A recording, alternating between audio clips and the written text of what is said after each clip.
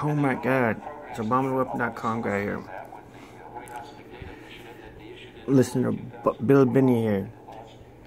Asking industry to come up with algorithms that could go through big data sets to find out what's important for them to look at in there with their people, using their people, because people can't get through it. So they need programs to go through it to find out. That's why they didn't stop the Boston bomber, the Fort Hood shooter, or the underwear bomber, or the Times Square bomber, or because they had too much data. This is what I've been arguing with them for eons. Anyway, into the 90s I was doing. Let me add some info. Some of those people, they wanted to let bomb because the government is retarded in making people go and bomb.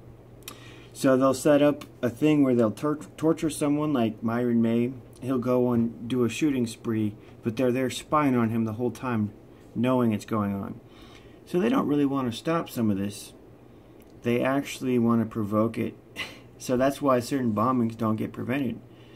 In fact, the Boston bomber, I heard some stuff about him believing in mind control. Well, there's a lot of stuff out there about that. And anyway, I tend to believe government's out there orchestrating a lot of this crap. That's because your people are, you're taking in too much data, you're taking in stuff that isn't relevant. Why do you care what 4.5 billion people in the world are doing when they're not even relevant to anything that's you're supposed to be doing, like it's foreign intelligence for potential threats? That's what they're supposed to be doing. That's the charter of NSA. It's not to collect bulk acquisition. This I call NSA is now I refer to as the new Stasi agency, because the Stasi had, files on everybody. So this is what they're doing, pulling the files on everybody, and that's pointless. I mean, they're wasting their time. It does build a very big empire. I mean, if you collect a lot of data, it takes a lot to manage that, so, but the real user of that data is not NSA. But if you kept that and did the encryption, you could have all of these protections, find out everything you wanted to do. Anyway, he just said that the real user of this is not NSA. In fact, in this video, he says the local officials and police and sheriffs, FBI, CIA, DIA, fucking DEA, prosecutors, U.S. attorneys, all these little fuckers are the real users of this information. State employees, I mean, it gets passed around. Now, prison officials, stupid motherfuckers, Oregon State Hospital, and he's arguing here that they should do a thing where they seal the information with encryption so that dumb little violent fuckers who are running the government today can't get access to it. So you encrypt it, and so they can't get access to it unless you have a judge's warrant, and then you can get the encryption codes. So that way, all this information will be encrypted and private. And that's the way it needs to be, because they're using this to criminally target people like me to fuck up, kill, torture. And there's lots of people like me, not just me. Any person that comes across them, knows about them, gets targeted. The governor wants them targeted. The union wants them targeted. The fucking police. That person's getting targeted and thrown under a bus. And they also have an electronic warfare system installed in space. He talks about some of this. He says they have the space capability and echelon. See, there's air gap technology. There ain't just fiber taps. There's also remote technologies which are deployed in space and radar. And he talks about some of this in here. Anyway, let's listen to this. Right now, today, your data is totally open. And he talks about this. They have in every single call you make, everything you do on the internet, all your device data, all your telecommunications. They got upstream fiber and switching network taps. So they're tapping everything. And then they have space stuff. And then they also do some stuff where they'll put implants inside of devices and other crap. Every objective that intelligence is supposed to do, you could achieve even if you encrypted that data and kept it that way until you showed probable cause against the individual. Then you could use courts to justify that and do a decrypt and attack them that way. That would give privacy to everybody in the world. But instead of doing that, they opted for the bulk acquisition, and they got rid of the encryption so that no one was protected. And so therefore, now they have a big acquisition and a big management problem. That's why they had to build Bluffdale, that big facility in Utah, a 1 million square foot storage facility for data. And that's where all this stuff is going, because they can't figure it out, but they're going to store it.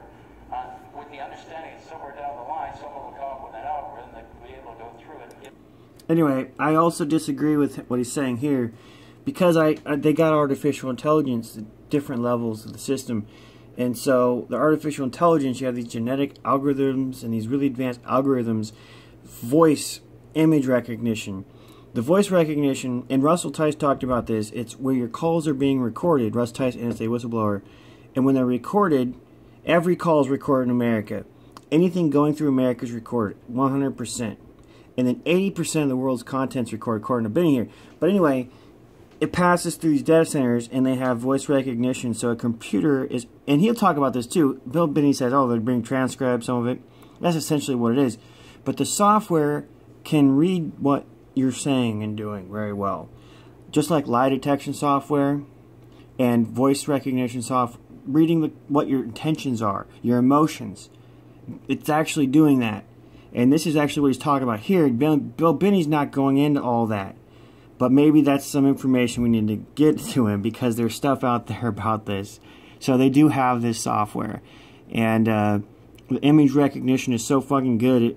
It's better than a human. It processes faster. It pinpoints what's in the image at pretty high rates. And it's much faster than a human can identify things. That's the thing about image recognition. It's better than human. And it gets everything. And it can even do stuff like, there's a lot of advanced stuff, like you can actually pull out sound from images. So if you have video and there's no sound, well, from the image, the video, the resonance, the light frequencies, you can pull out fucking sound waves. It's fucking that advanced. And it's kind of like a fancy, there's another technology that does this, laser microphones, you know, optical microphones and stuff, you know, so it's very similar technology. Information that's important to look at. So we'll keep it all there stored until we come up with that algorithm, then we'll apply it. In the meantime, though, what they'll do is they'll use it to go after people for law enforcement. And here's the way this encryption process would work. If you simply set a set of criteria that said, okay, if like these are the two guys that came in from Kuala Lumpur after a terrorist conference over here, and the Malaysian government informed us that they were on the way, by the way, before they left. Oh, by the way, he just said something about law enforcement using this. See that? Anyway, another thing about this is he's going to actually talk, if you watch this whole video, he does talk about some of the ways that they are actually using it. It's not like they're not using it, and the information isn't a database to be searched like Google. And so they'll put in queries, advanced queries of various sorts. They can they find objects. If they want to know something about video images, stuff in images, they got that. If they want to know, he talks about voice, like certain words, or you could probably do certain emotions and tones and locations, lots of search terms. So you are able to use all this bulk acquisition data, but maybe it's not being used as efficiently. I don't even know what he's talking about. Honestly, I don't know what he's talking about there. Because now what I know about the brain stuff, they're doing brain decoding too. So the brain decoding, and they're spying on us with satellites. There's a lot of information out there that's not been publicly disclosed. And so they have ways of decoding lots of information and getting lots of things. And their brain stuff is automatic. It's really fast. And they pull out memories and passwords. And by the way, they get that with internet monitoring, because you send cookies and get strings and post headers and HTTP. All that is they're snapping that up. They got all that. You got no secrets. These are the guys who called back to the Yemen facility when they were in San Diego. So we should have had them for targets from the beginning. In fact, they should have been followed as soon as they got off the airplane by the FBI, because we had all the data to do that. And that would have given us the rest of the network, and it would have worked like this. As you made phone calls around to other people, if they were in the U.S., they would be encrypted until you had multiple factors to say, okay, now we can decrypt it and target them. Okay, so that would give them even protection to that point. Until once we have probable cause, they're going to be attacked, okay, with this system. But until then, they have privacy. Now, if you're outside the country and you're called by a terrorist on even the first time, you're immediately taken in. That's not an issue. That's not legally an issue for us in the United States. Nor is it it's a relative thing. The laws for a country apply to the citizens of that country. You know, that's true here in Europe as well as the States, as well as Russia. That's true everywhere.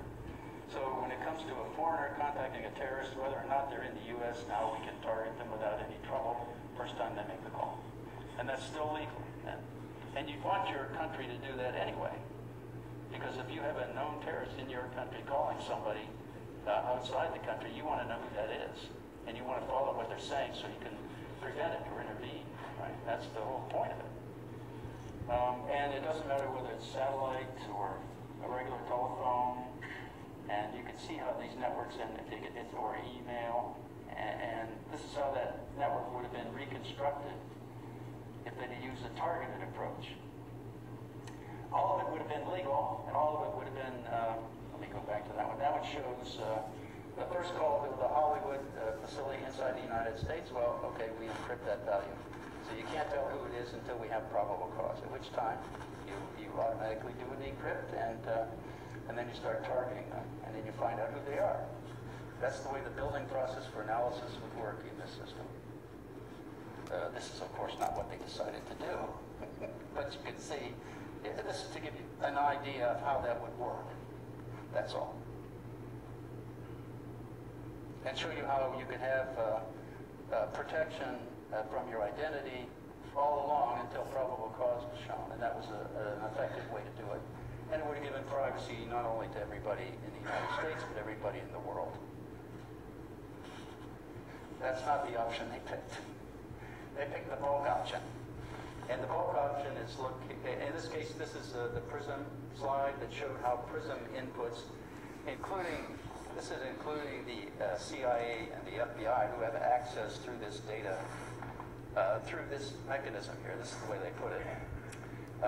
These are the That means the fucking FBI, they've been targeting me. FBI agent Roberts, they've had stupid ass agents stalking me. Fucking faggots. That means they've always, and they lie. They've got all my emails, they got all my fucking phone calls. They're listening to me being victimized, and they're tracking it all. I've had the FBI come to my house. I had Homeland Security, Secret Service. These fuckers had access to all this stuff knowing I'm a victim. Going back years. Phone calls at the state hospital would have been recorded too. Hearing staff, hearing me call people, calling the police, calling people. I'm being victimized. That's not the only way they're listening, though. They have through the building penetrating tomography. So that's the secret stuff that they were caught using. The secret space capability and radar of the NSA. They fucking had the whole fucking land at the state hospital locked down, spied on, everything. With the state's permission and involvement. Programs over here that show, first of all, the metadata going over here, which is the indexing. Then all the content data goes down here for, this is for the digital network, and then this is the phone network over here.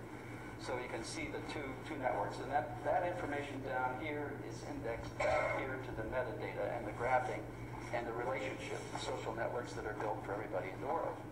So this is how that data is indexed, so that when you pull out a community from the metadata, you also have the indexed content of everything that's related to it, that's been collected and stored. So that's how they can go in. Now the FBI can go in and say, or the CIA or others around the world through a program called X-Keyscore, so can go in and pull this data out. And it means that they pull all the associated transmissions of emails and the recorded phone calls, as well as transcribed phone calls, or financial data, or any of that. That comes out with that community that you first define in the metadata and the graph. Now, Russell Tice is the big space capability specialist. He's amazing. He deals with Black World, exceptionally controlled information, ECIs, very restricted knowledge programs, STOs, special technical operations.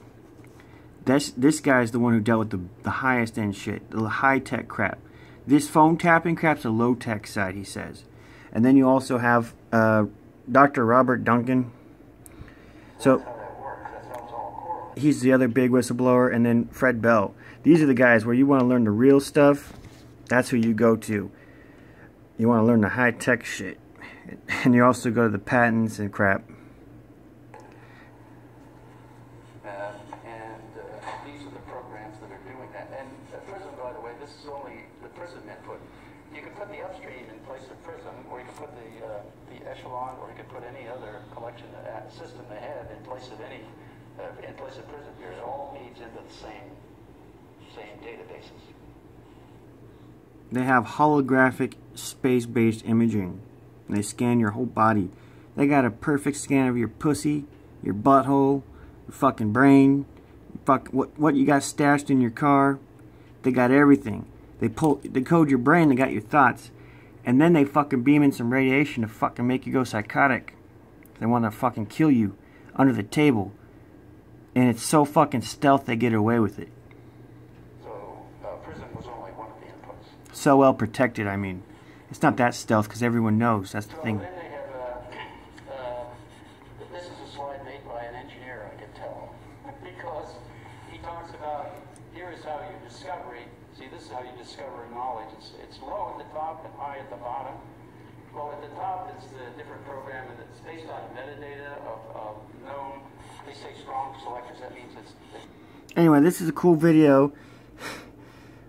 You want to find out who Russ Tice is, though? Let's go fucking look it up. He says that Mr. Snowden didn't get access to nothing. All the juiciest documents and stuff, nada. Because he was so low level. And so, if you want the real stuff, you gotta go to the big boys like fucking Russ Tice or Dr. Robert Duncan. Anyway, exclusive report. NSA whistleblower says Snowden never had access to the juiciest documents. Far more damning. And this guy here, that's Russell Tice right there. And here's Bill Benny, the guy we just saw. This guy knows some dirt, dude. Space capability. So you read through this and you'll find out about the dirt. And he'll talk about Snowden in this article. So I'm just going to go down here. He's going to talk about how Snowden didn't have access to nothing. It's highly unlikely Mr. Snowden had access to any of these. It's highly unlikely Mr. Snowden had access to any of these. Talking about STOs and SAP, Special Access Programs. That's the Special Access Programs are under Barack Obama's executive order 13526. You can create any type of fucking program you want. It's a wild card, and classify it. And nobody's going to know about it. It's not in law. It's not documented anywhere. It's all secret. And so Snowden only had access to what's called the Joint World Intelligence Communication System as a system administrator. That's all he had access to. System in...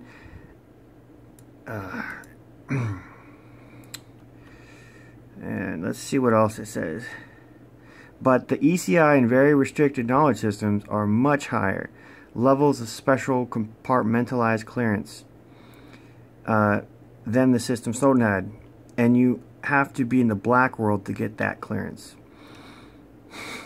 Anyway, the black world is satellites. And Tice is big guy. He's one of the first whistleblowers. I think he's the first. And he came out in 2006 to... Actually, this is... I think 2005 in the New York Times. Either 2005, 2006. And he's one of the whistleblowers for the first story on warrantless surveillance on Americans. He's got a lot of cool videos out there. He's been on MSNBC, ABC, CNN. Not CNN. I'm not sure about that one. Fox News, and then more recently RT and a bunch of other shows since the Snowden leaks came forth. They tried to discredit Russ Tice at first, claiming he was mentally ill. That's NSA. That's the way to hide everything. And then here he says, I dealt with satellite spy operations, and I did that in the black world. And he says he would travel overseas and do spooky stuff. Spooky stuff, that's like knowing everything, seeing through the walls type stuff, having electronic warfare access. I don't know, but you're doing spy operations with knowledge of the whole planet. That's what I would guess. That's what spooky stuff is. You have toys and tricks that you can do. Who knows if they pull out the stops all the time or what.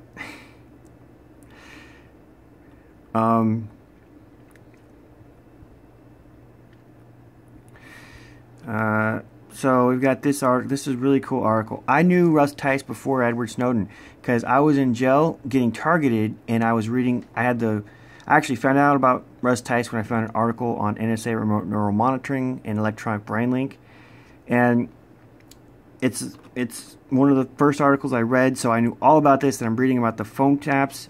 Okay, so Russ Tice said that that's very small potatoes, I think, compared to what else he knows. That the wiretapping is very small potatoes compared to everything else. And what is everything else? Well, we never got to know because it's classified, and he was never allowed to testify before Congress or nothing. And they went after him to prosecute him and shut him down. So we don't even know the full story. But if you look around, you'll find a lot of capabilities of what the satellites can do.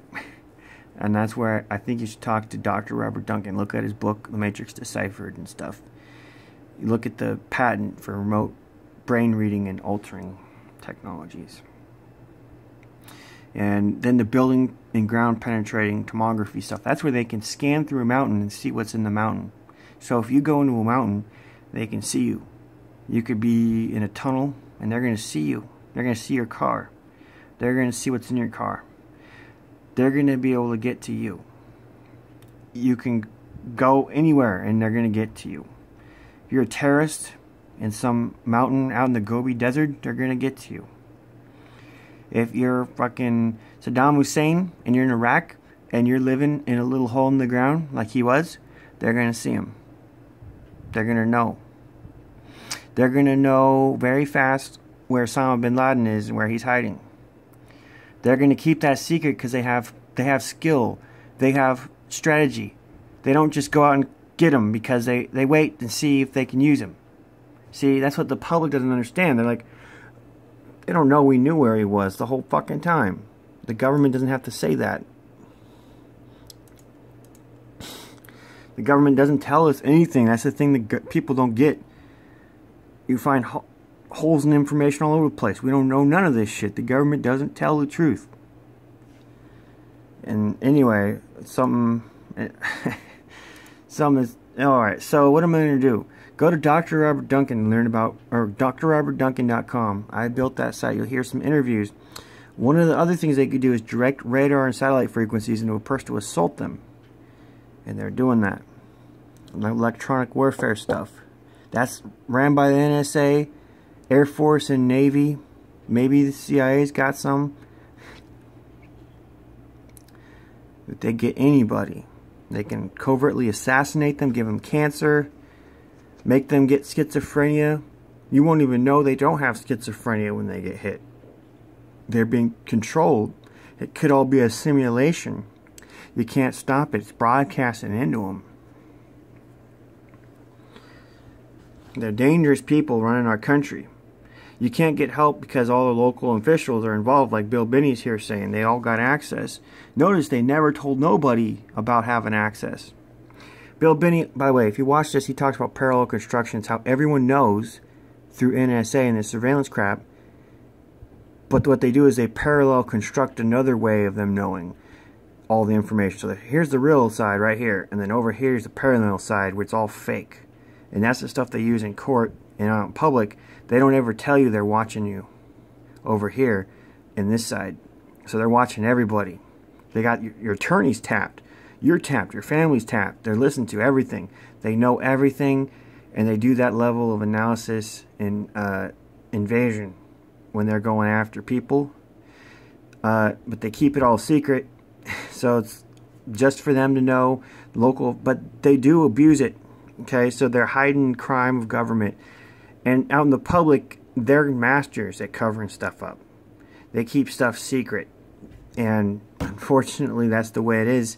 You cannot rely on any government investigation to be honest or true, or any report to be true. So there's people out there who say they've been victimized. The government says nope, but they really were. And the government knows it. Like me and other people. Okay, well that's all I got to say. You should watch this video. It's a really good video because it's explaining stuff that the goddamn media hasn't really said. That it's not like a world scale prison. That you're being tapped on this level. And it's just like in a jail where all your calls are monitored and listened to and saved. And all your internet activity, everything. It's all, your fucking phone's being tracked, pinged as you're moving around town. There's something called treasure map. They're logging your location, where you're at, who you're with, everything. There's more stuff too, like listening to you with satellites, tapping you with satellites, watching you.